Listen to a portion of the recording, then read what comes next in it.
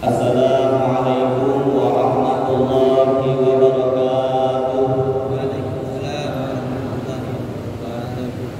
Alhamdulillahirabbil alamin wa bihi nasta'inu ala umuri dunya waddin. Wassalatu wassalamu ala asyrafil anbiya'i wal mursalin sayyidina wa habibina wa syafi'ina wa maulana wa ala alihi wa sahbihi ajma'in. Amma ba'du. Faqad qala Allah ta'ala bil Qur'anil Karim, a'udzu billahi minasy syaithanir rajim. Bismillahirrahmanirrahim. Wal fajri wa layalin 'ashr.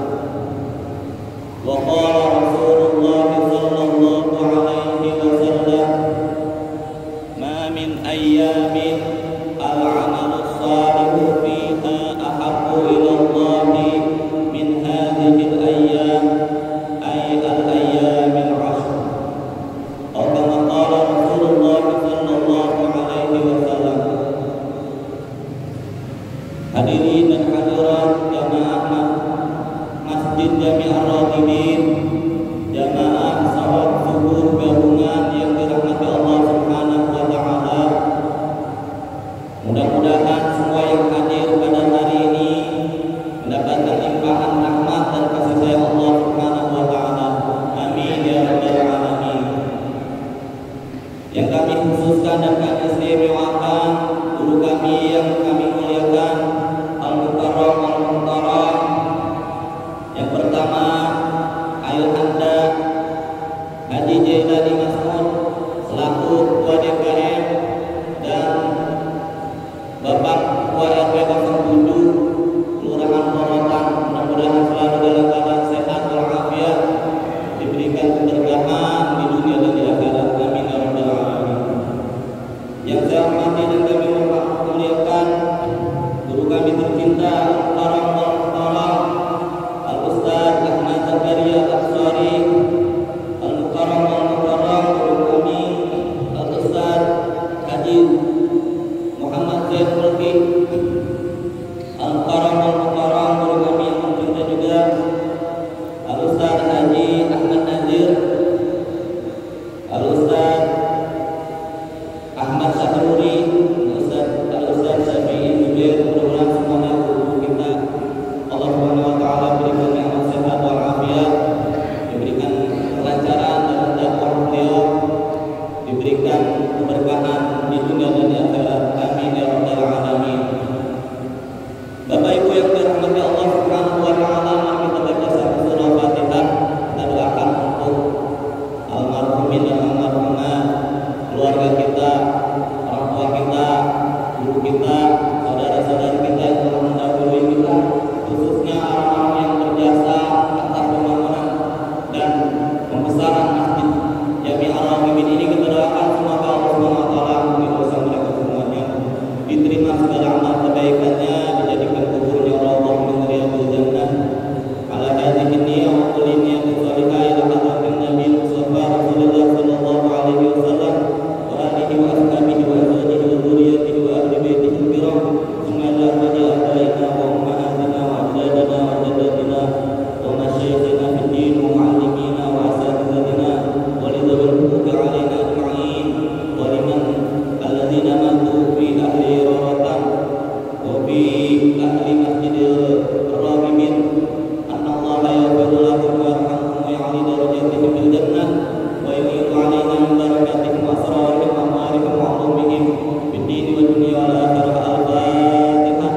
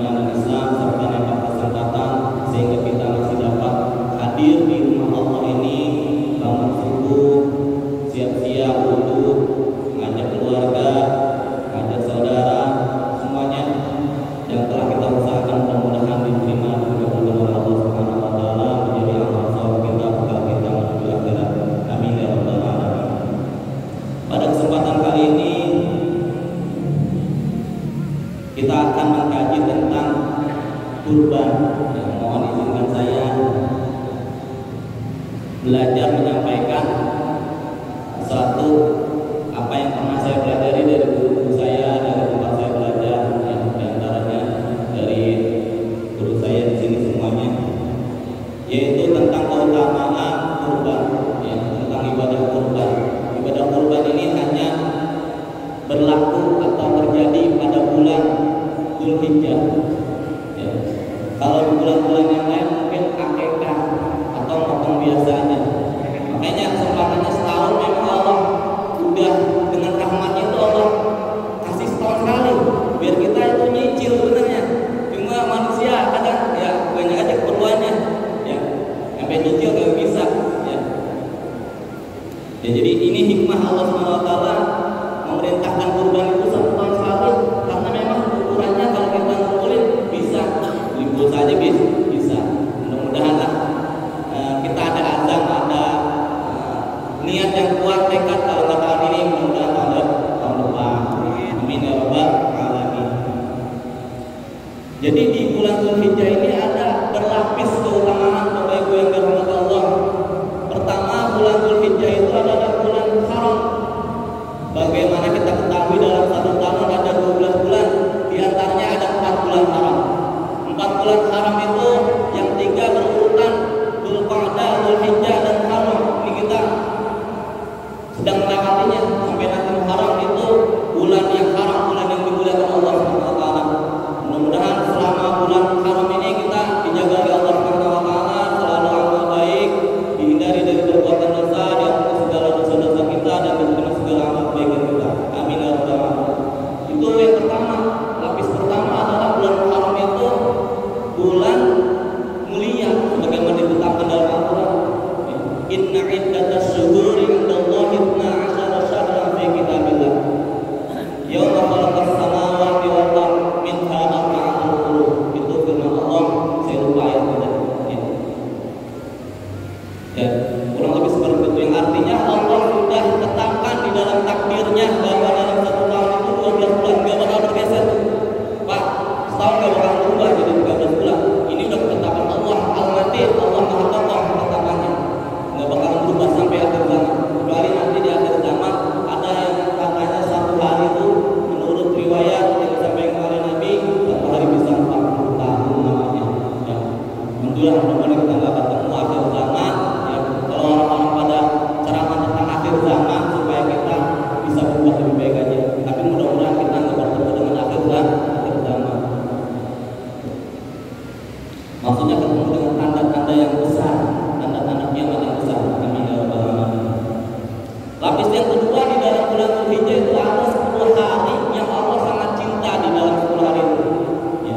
Di sini hadisnya pertama Al-Qur'annya dulu, ya bahwasanya Allah SWT berfirman di ayat sering kita baca, ayat surah Al-Fajr ayat 1. Allah berfirman, A'udzubillahi minasyaitonir rajim, wal fajr wa layalin 'ashr. Demi fajar, demi waktu subuh, demi terbitnya fajar yang menandai datangnya waktu subuh, beralihnya dari malam ke siang.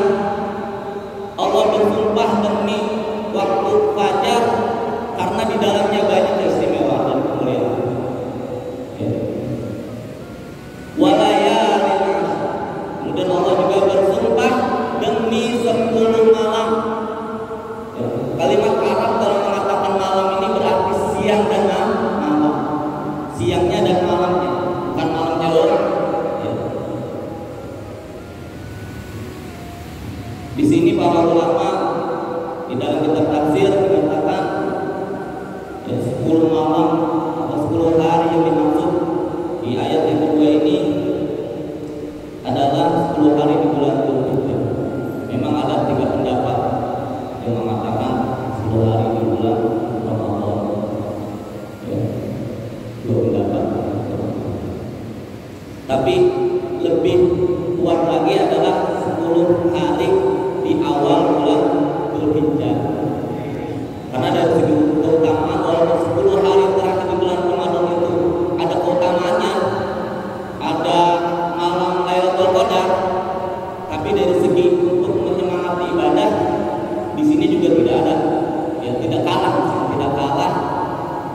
rangkaian 10 hari pertama di bulan Dzulhijjah ini. Lantaran apa? Ulama ada berpendapat di 10 hari pertama bulan Dzulhijjah ini semua ibadah berkumpul. 10 hari di akhir Ramadan nggak ada pergi haji loh. Pak, ada nggak ibadah haji di 10 hari terakhir bulan Ramadan? Nggak ada. Nggak ada ibadah kurban. Pak, di 10 hari terakhir bulan Ramadan nggak ada ibadah kurban. Tapi di 10 hari pertama bulan Dzulhijjah ada puasa disunahkan. Ya. Kalau mau dari awal tanggal 1 itu dianjurkan. Nanti hadisnya itu ada. Ada sholat, ya, sholat memang ada setiap hari ya kan. Apalagi di 10 hari Dzulhijjah ini ya, dianjurkan untuk menambah dengan qiyamul lail. Ada ibadah haji yang nggak ada di tempat lain, juga ada ibadah kurban yang nggak ada di tempat lain. Nah ini kesempurnaan atau keunggulan dari 10 hari terakhir di bulannya, 10 hari pertama di bulan Dzulhijjah. Ditambah keterangan penjelasan dari Nabi, ini dikatakan bahwa hadis menjelaskan Al-Quran, fungsinya hadis menjelaskan Al-Quran ini di sini. Ketika Nabi menjelaskan tentang 10 hari yang dimaksud di dalam surah Al-Fajr. Ya, dalam sebuah hadis diriwayatkan Rasulullah SAW bersabda, tidak ada hari-hari yang lebih dicintai oleh Allah Subhanahu wa taala untuk beramal soleh kecuali pada 10 hari ini, yaitu 10 hari di bulan Dzulhijjah. Ini dia lapis kedua keutamaan bulan Dzulhijjah. Selain dia bulan haram, di dalamnya ada 10 hari yang sangat mulia. Bahkan ada ulama mengatakan lebih utama daripada 10 malam terakhir di bulan Ramadan. Itu perbedaan. Selanjutnya di bulan Dzulhijjah ini ada 2 ibadah utama. Tadi yang saya katakan, yang pertama ibadah haji, yang kedua ibadah kurban. Ya. Allah Subhanahu wa taala berfirman di dalam surah Al-Baqarah ayat 197, A'udzu billahi minasyaitonir rajim. Al-hajju ashhurun ma'lumat. Faman farada fihinna al-hajja fala rafatha wala fusuqa wala jidala fil hajj. Wa ma taf'alu min khairin ya'lamhu Allah. Wa tazawwadu fa inna khairaz zadi taqwa wattaqun ya ulil albab. Yang artinya bahwasanya haji itu adalah bulan-bulan yang ditentukan. Tadi saya katakan nggak bisa kita haji di bulan Ramadan, di akhir Ramadan, walaupun di situ ada kemuliaan 10 malam terakhir, nggak bisa. Karena haji itu ada 3 bulan yang tadi saya sebutkan, bulan Dzulqa'dah, bulan Dzulhijjah, dan bulan Muharram. Tapi puncaknya di bulan Dzulhijjah, di hari ke-10, di hari ke-9-nya wukuf di Arafah, dan hari ke-10-nya menyembelih hewan kurban. Puncaknya di bulan Dzulhijjah. Kenapa dikatakan pun 3 bulan? Karena dulu perjalanannya bukan pakai pesawat, Bapak Ibu. Perginya 1 bulan, di sononya sebulan, pulangnya 1 bulan. Ini ada kaitannya dengan kenapa 3 bulan ini dimuliakan Allah. Karena bulan tersebut dilarang berbuat keonaran, harus damai, tenang. Karena apa?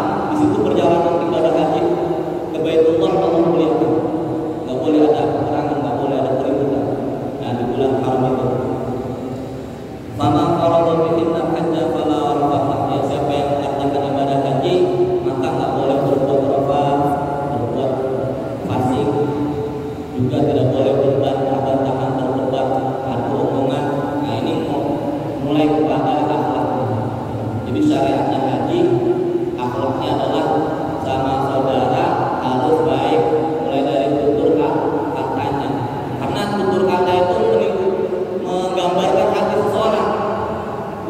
Nggak jauh beda omongan orang sama hatinya, dan hati orang ini menimbulkan perbuatan. Ya. Nah ini kalau kita tutur kata sama orang lain udah baik, insya Allah di dalam hatinya udah baik, akan timbul perbuatan baik. Ya, gitu. Makanya di antara tanda diterimanya amal ibadah, ya, menurut sebuah hadis itu diantaranya adalah dia berkata baik kepada orang lain, ya, kata-katanya baik kepada orang lain, ucapannya selalu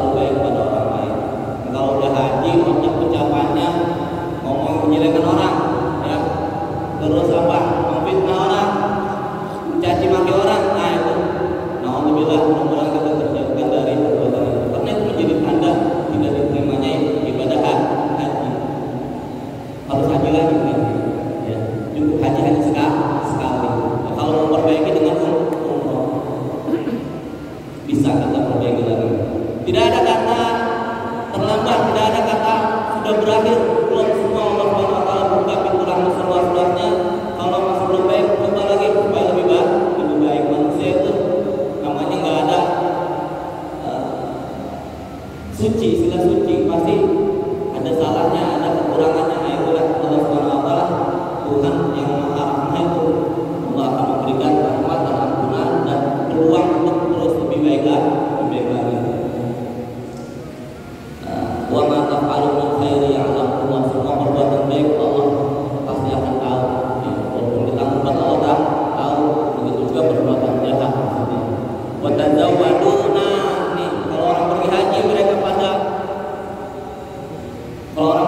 mereka pada sibuk mengumpulin bekal untuk ibadah haji. Koper diisi apa aja, ternyata bekal yang terbaik untuk di sana ibadah haji adalah fa'inna khairaz zadi taqwa. Bekal yang terbaik adalah takwa. Wattaquni ya ulil albab, bertakwalah kepadaku orang-orang yang berpikir. Nah ini ibadah yang sangat diutamakan untuk yaitu ibadah haji. Ibadah haji pun seumur hidup sekali wajibnya. Maka peluang untuk haji itu sangat besar. Ya. Nggak dikatakan haji itu wajib, habis balik wajib haji. Ya, balik kan orang belum bisa apa-apa. Ya. Seumur hidup sekali masih kita bisa usahakan. Allah yang lagi nabung, ya, yang lagi nyicil, yang lagi siap-siap, mudah-mudahan dimudahkan untuk bisa ngumpulin buat pergi haji. Semuanya yang hadir di kantor sini mudah-mudahan bisa berangkat haji. Ibadah yang kedua adalah melaksanakan ibadah kurban. Nah ini yang kita bahas.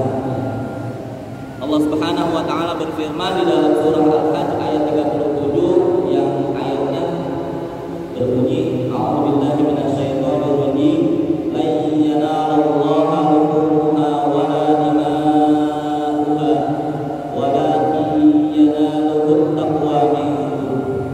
Yang artinya Allah Subhanahu wa taala tidak memperoleh daging dan darah kurban. Artinya yang sampai kepada Allah Subhanahu wa taala itu bukan dagingnya, bukan darahnya. Walakin yanaluhu taqwa minkum. Akan tetapi yang datang sampai kepada Allah adalah ketakwaan yang ada di dalam hati orang yang berkurban. Makanya ada kisahnya, Bapak Ibu yang dimuliakan Allah, kisah anaknya Nabi Adam alaihi salam. Keduanya dipuji oleh Allah dengan kurban. Keduanya mempersembahkan kurbannya, tapi diantaranya adalah salah satu diantaranya adalah anaknya yang kurang ikhlas menyampaikan kurbannya, ya, kurang ikhlas. Kenapa? Karena ingin dilihat baik oleh calon kekasihnya, calon istrinya, atau calon mertuanya, atau besannya dan sebagainya. Ada aja yang menghalangi dia untuk bisa murni tulus kepada Allah Subhanahu wa taala. Nah, inilah hakikatnya manusia digambarkan dua. Jangan sampai kita nggak ikhlas atau nggak tulus dalam menyampaikan kurban ini. Karena nggak bakalan sampai. Kalau nggak tulus nggak bakalan sampai. Ini ayat sudah jelas. La yanalallaha luhumuha wala dima'uha walakin yanaluhu taqwa minkum. Yang sampai hanya takwanya, keikhlasannya kepada Allah Subhanahu wa taala. Itu yang perlu. Bahkan haji pun begitu. Fa inna khairaz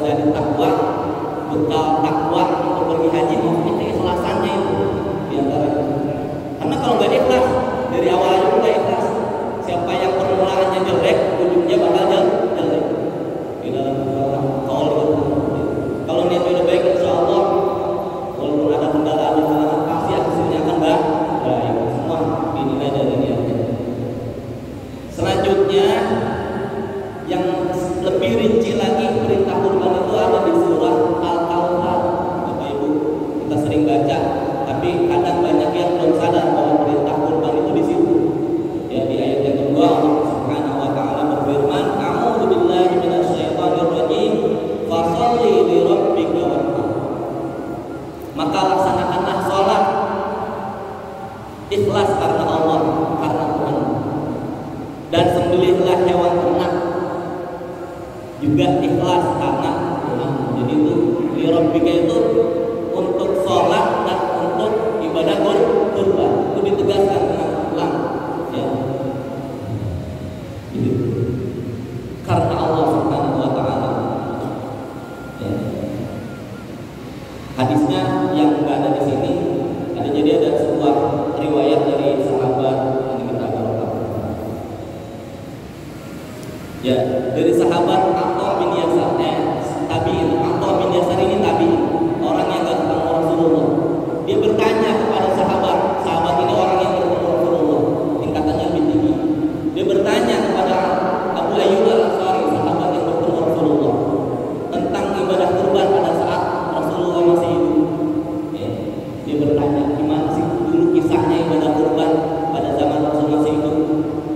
Ya, Abu Ayyub Al-Ansari ini kemudian menjawab, kana rajulun fi hadis Nabi sallallahu alaihi wasallam yudhi bisyah anhu wa an ahli baitihi wa yaquluna wa yaquluna thumma yatabahan nas wa sarat kama tara.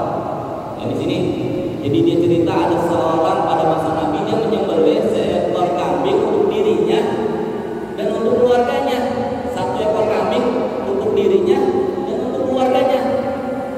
Padahal satu ekor kambing hanya untuk satu orang. Nah, ini kisahnya nanti di dalam hadis ini menimbulkan perbedaan pendapat untuk dirinya dan untuk keluarganya. Tapi yang tekannya tentang ikhlas adalah yang terakhir. Kayak kuluna, mereka makan hasil kurban itu yang sudah dibagi-bagi untuk diri mereka sendiri. Wait imuna, dan mereka bersedekah untuk beri makan orang lain. Nah, summa tabahan nas, kemudian dia merasa bangga di hadapan manusia. Buah korban, ya kan? Lu belum, udah sampai lu kambingnya belum. Nah, di sini ada peringatan. Ya, jadi cerita ini bukan cerita kita ambil wah dia aja berbangga-bangga, kita boleh dong berbangga. Bukan. Jadi ini ada suatu kisah di zaman Rasulullah, salah seorang yang berkorban begitu ceritanya. Ya. Bukan perintah berbangga-bangga, tapi hati-hati jangan sampai berbangga-bangga. Fasar kama haram, maka dia jadilah seperti itu. Sekarang itu banyak orang yang kurban berbangga-bangga. Nah, untuk ya, nah ini arahnya ke situ tentang masalah ikhlas. Ya. Kita sampai di berapa nih? Intinya sebenarnya poinnya di sini yang paling penting. Kalau masalah praktik mah udah banyak ahlinya, saya nggak bisa jelasin juga karena saya nggak pernah praktik. Ya belum pernah praktik di sekolah saja praktik untuk menyembelih secara langsung sapi belum, kalau kami pernah sampai sekali berbeda. Nah, dari mana kata kurban itu ada dua ayat ya. Ada ayat dan ada hadis. Ya. Kalau ayatnya ini menjelaskan tentang anak keturunan Nabi Adam yaitu Habil dan Qabil. Itu qarraba qurbana, itu ayatnya. Keduanya itu Habil dan Qabil qarraba qurbana. Mereka mempersembahkan hewan kurban. Ya. Kalau katanya kurban. Ya. Penafsiran juga hewan kurban. Ya. Aku bilang min ahadihima wa lam yaqbal min al-akhar. Mengatakan bahwa Allah menerima salah satunya tapi menolak satu yang lainnya. Menerima punyanya Habil, menolak punyanya Qabil. Kemudian yang satu mengajak untuk membunuh saudaranya karena rusak dari awal niatnya rusak, timbulah ketinggian. Kayaknya urusan hati ini nomor satu dalam masalah apa? Makanya niat itu harus ada di depan ibadah. Karena kalau niat rusak, akhirnya kedepannya jadi berapi. Ini niatnya salah, berkorban untuk riya, akhirnya gak diterima oleh Allah, timbul kebencian pada saudara kandung sendiri. Akhirnya apa? Jadi hasud, jadi dia ingin membunuh saudara sendiri. Alhamdulillah, ini kisah nyata di dalam Al-Quran bahwa ibadah yang gak ikhlas itu bisa timbul riya itu bisa timbul hasud bisa timbul membuat keburukan pada saudara kita. Alhamdulillah, kemudian terjadi pembunuhan. Ketika dibunuh itu Habil ya dipasrah kepada Allah Subhanahu wa taala. Kalau seandainya saya mau bunuh, ya, saya nggak ada bedanya. Artinya kalau saya melawan saudara saya pasrah pada Allah supaya dia nanti diterima, ya, supaya dia nanti menerima perbuatannya, adab dari perbuatan itu. Hadirin yang dirahmati Allah Subhanahu wa taala, apa itu? Ya, jadi bahasa dalam fikih itu kurban itu udhiyah sebenarnya. Ya. Cuma kita bahasanya kurban, nggak ada di dalam fikih itu kata kurban. Kecuali emang kita ngambil dari ayat Al-Quran tadi, qurba kurban, atau di dalam penjelasan ini bahwa udhiyah itu adalah mayubahu minan na'mi taqarruban. Apa yang disembelih untuk tujuan taqarruban, mendekatkan diri kepada Allah. Ya, jadi dari kata taqarruban artinya kurban. Apalagi jelas-jelas di ayat Al-Quran qurba kurban, ada ayat berbicara tentang kurban. Tapi ada dua istilah untuk pemotongan dari segi praktik pemotongan, ada dua istilah yang ini membedakan cara pemotongannya. Yang pertama az-zabah. Az-zabah itu dikatakan untuk hewan yang berleher pendek, yang lehernya pendek, kambing, ya, sapi, kerbau lehernya pendek. Itu menggunakan istilah az-zabah dalam fikih. Cara motongnya juga beda. Dia harus dibaringkan hewannya itu. Ya, di sebuah hadis disebutkan bahwa Nabi injak ke lehernya, tapi injak dikencangin Pak, buat nahan doang supaya dia nggak gerak. Ya, Rasulullah paling penyayang, masa dia akan injak dengan ini. Ya, kita disuruh begitu supaya terjaga supaya hewannya nggak ini. Dia injak tuh, ya, kemudian disembelih. Jadi hewan yang termasuk zabah itu yang lehernya pendek, yang cara nyembelihnya dengan cara direbahin dan diinjak dengan kaki. Ya. Yang kedua nahar itu fasolli li rabbika wanhar, kata itu. Makanya yang utama menurut para ulama kurban itu dengan unta. Tapi di sini kan nggak ada unta, ya. Makanya yang utama sapi, ya. Atau kambing domba yang bagus, karena mengambil kisahnya daripada Nabi Ibrahim alaihissalam. Ya. Kalau unta mengambil bahwa dagingnya lebih banyak, ya, manfaatnya lebih banyak, dirasakan oleh banyak orang. Jadi nahar itu hewan yang berleher panjang, onta. Lehernya panjang, cara menyembelihnya posisi berdiri. Jadi onta itu dibiarkan berdiri, ya, paling dijagain aja supaya nggak lari. Tapi biasanya onta itu memang kalem, kalau saya lihat nggak ada yang bergerak kalau di ini. Kemudian apa? Ditebas aja di bawah leher. Kalau nahar itu di bawah leher paling ujung ke bawah. Kalau zabah itu kita mendekati kepala menyembelihnya. Nah, itu perbedaannya di situ. Ya. Dari segi berdiri dan berbaring berbeda. Dari segi posisi pisau itu, kalau ya zabah itu di atas mendekati kepala, katanya ada 2 jari atau gitu. Kalau nahar itu kayak apa, dia di bawah, paling pangkal yang lepas, dia udah langsung ngocor darahnya, dia turun. Itu perbedaan istilah zabah dan nahar. Nah, Rasulullah SAW dia pernah menyembelih 2 kambing kibas, kambing yang paling bagus, ya, yang bertanduk, artinya udah sempurna, ya. Yang beliau sembelih sendiri, ya, ini menunjukkan bahwa tangannya seorang itu bisa menyembelih sendiri. Ya. Kemudian wasamma wa kabbara, nah, disebutkan bahwa Nabi membaca Bismillah dan takbirullah.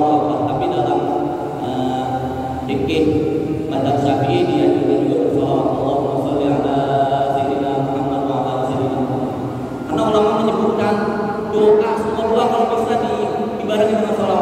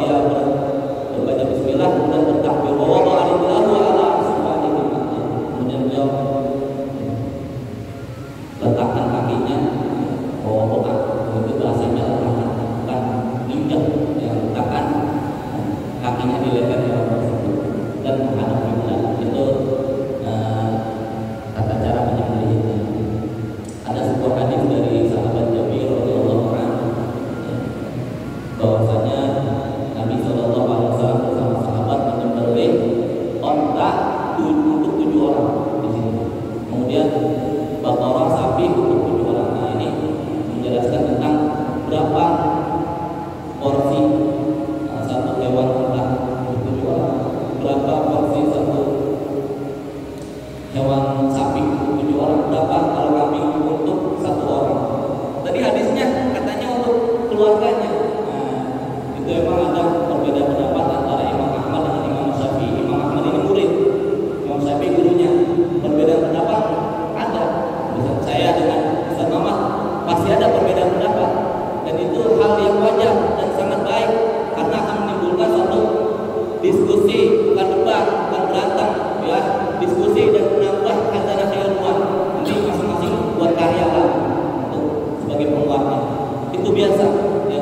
Jadi perbedaan pendapat itu hal yang biasa. Jadikan itu minyak ada Imam Syafi'i dan Imam Ahmad berbeda pendapat. Kalau Imam Ahmad katanya boleh mencukupi satu orang untuk satu kambing untuk keluarga.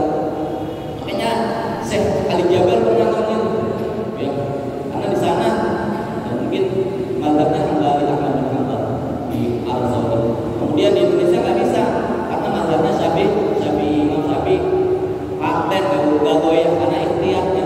Imam Syafi'i itu terkenal paling ikhtiar. Kalau sapi untuk keluarga nanti orang-orang pada nggak mau korban, ya kan? Itu satu berkeluarga, gitu. Apalagi Nabi berdoa, ya nanti di dalam doanya setelah baca Bismillah dan Allah Akbar, min Muhammad wa min ahli baiti wa min ummah. Untuk Muhammad, untuk keluarga. Saya berkorban untuk Muhammad dan untuk keluarga Muhammad dan untuk umat Muhammad. Nah, ini doa itu nggak ada batasannya.